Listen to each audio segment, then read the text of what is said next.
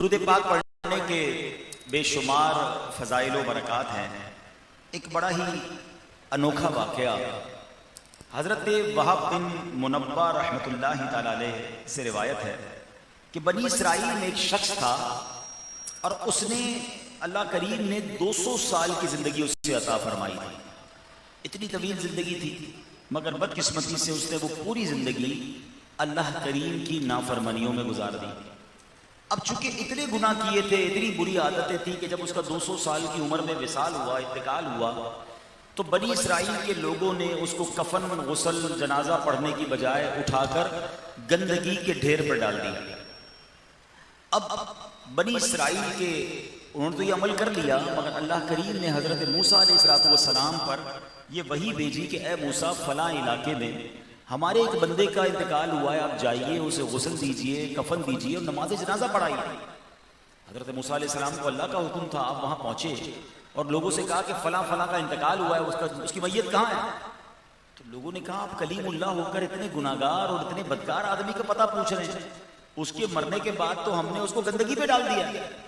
حضرت موسیٰ حیران ہوئے کہ اتنا بڑا نافرمان اور مجھے اس کا جنازہ پڑھنے بھیجا گیا ہے، اتنا بڑا اسے انعام۔ کیونکہ آپ سوچیں نا کہ جس بندے کا جنازہ اللہ کے نبی پڑھا دیں، غسل دیں، کفن دیں، تو اس کی تو مغفرت ہو گئی۔ تو حضرت موسیٰ علیہ نبینا علیہ السلام نے اللہ کی بارگاہ میں عرض کی، مولا تو نے مجھے جس کا جنازہ پڑھنے بھیجا ہے وہ تو گناہگار ہے، وہ تو اتنا گناہگار ہے کہ لوگوں نے اس کا جنازہ میت جو ہے وہ کچرے پہ ڈال دی۔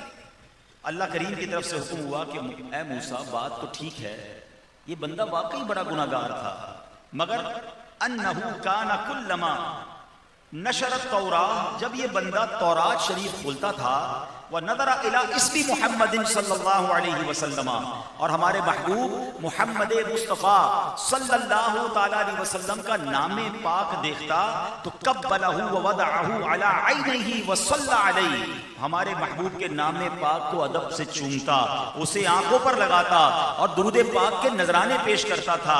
اے موسیٰ ہمیں اس کی ادا ایسی پسند آئی کہ اسی نیک عمل کے سبب اس کے 200 سال کے گناہ معاف فرما دیے۔ بلکہ آگے سنیے ایک اور انعام، اللہ فرماتا ہے فَزَوَّجْتُهُ 70 حُورًا، میں نے اس کا نکاح 70 حوروں کے ساتھ کر دیا۔